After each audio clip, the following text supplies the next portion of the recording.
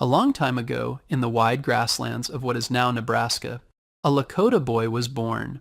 His name was Red Cloud. He was born in 1822 near the North Platte River. He was part of the Oglala Lakota tribe.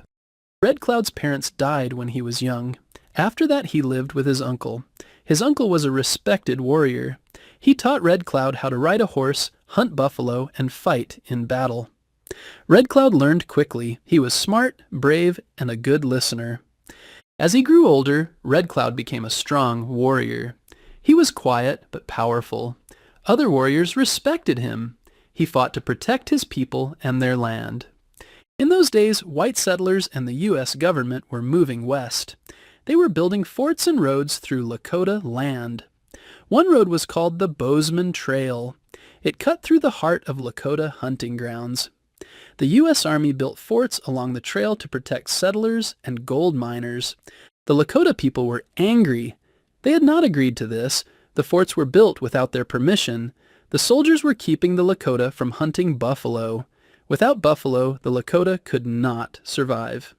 Red Cloud tried to talk to the U.S. leaders. He wanted them to stop building forts on Lakota land. But the leaders did not listen. They kept sending more soldiers. Red Cloud made a big decision. He said, "If they will not listen, we will fight." He led other Lakota warriors, along with the Cheyenne and Arapaho, in a fight to stop the forts. This became known as Red Cloud's War. It started in 1866. The fighting was hard. Red Cloud and his warriors used smart battle plans. They attacked wagon trains, forts, and soldiers along the trail. They wanted to scare the settlers away and force the army to leave. One of the biggest battles happened in December 1866. It was called the Fetterman Fight. Red Cloud's warriors tricked a group of U.S. soldiers into following them. The soldiers rode into a trap. All 81 soldiers were killed. It was the worst defeat for the U.S. Army on the plains up to that time. Red Cloud's plan was working. The U.S. Army could not win the war. After 2 years of fighting, the Army gave up. In 1868, the U.S. government made a peace treaty. It was called the Fort Laramie Treaty. The treaty said the forts on the Bozeman Trail would be closed. The land would be given back to the Lakota. This was a huge victory. Red Cloud was the only Native American leader to win a war against the U.S. Army. After the war, Red Cloud went to Washington, D.C. He wanted to speak to U.S. leaders. He wanted them to keep their promises. He told them, "We only ask to live on our own land in peace." The leaders listened, but not all promises were kept. In the years after the war, more settlers moved west. The buffalo began to disappear. Life for the Lakota became harder. Red Cloud made another big decision.